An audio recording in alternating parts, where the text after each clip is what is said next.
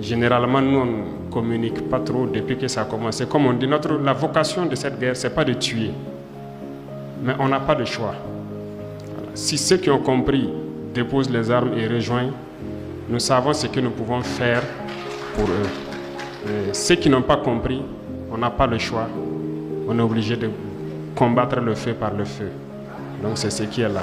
La réduction du nombre de partis politiques, je pense qu'il y a une réforme globale en cours. Si nous on ne le fait pas, c'est que ça ne va jamais se faire. Je pense que c'est vous les décideurs. C'est vous les jeunes, c'est vous les décideurs. Et on va réformer de sorte que je pense que ça doit d'ailleurs interpeller tout le monde, que les gens puissent s'unir et pouvoir... Pour développer le Burkina, je ne pense pas qu'il y a 1000 voies différentes. Il y a beaucoup de programmes sûrement qui se croisent. Il faut qu'ils arrivent à s'unir pour faire un seul programme et avoir donc des partis, vraiment un nombre réduit de partis. Ou à défaut, nous allons élaborer des textes avec leur concours pour permettre de réduire donc ce nombre croissant de partis politiques. C'est ça même le début de la cohésion et de l'union des Burkinabés. Il faut que les chefs de partis là arrivent à s'unir, créer quelque chose de grand, avoir une idéologie bien claire et pouvoir donc voilà, poursuivre leur but. Donc c'est des réformes en cours qui seront lancées. Il y a le Premier ministère qui va convoquer un cadre de concertation pour ces réformes-là. Le regard sur mes fidèles compagnons.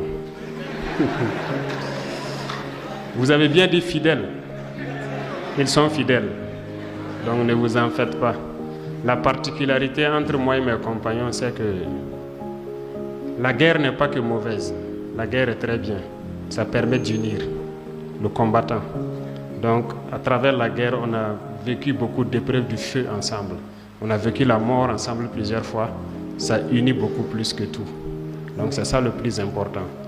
Donc soyez sûrs qu'on a côtoyé une fois la mort ensemble. Ça, c'est le lien le plus fort qui puisse exister. Ce qui peut facilement faire trahir, c'est l'argent. Et c'est ce volet duquel il faut faire très attention.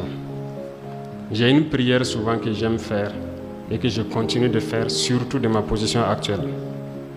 Parce que je ne comprends pas souvent certaines personnes qui n'arrivent pas à aider d'autres. J'aime prier et j'aime dire que si Dieu doit me donner 1 milliard, tout le monde veut l'argent, tout le monde veut la fortune. Voilà pourquoi on cherche à travailler.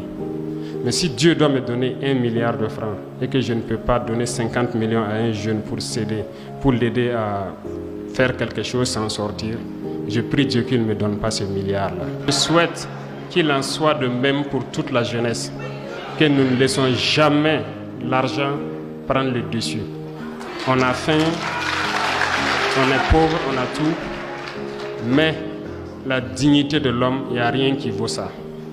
Soyez rassurés, si demain vous entendez que quelqu'un m'a donné ça ou quelqu'un m'a fait ça, c'est que je suis en mesure de vous dire oui, il m'a donné ça et j'ai utilisé pour faire ça. Donc je ne prends rien de sale et je prie Dieu que je ne puisse pas trahir sur ce volet-là. Une fois que ça c'est pas fait, c'est qu'on pourra faire le programme qu'on veut dérouler. Et je pense que tout va bien se passer.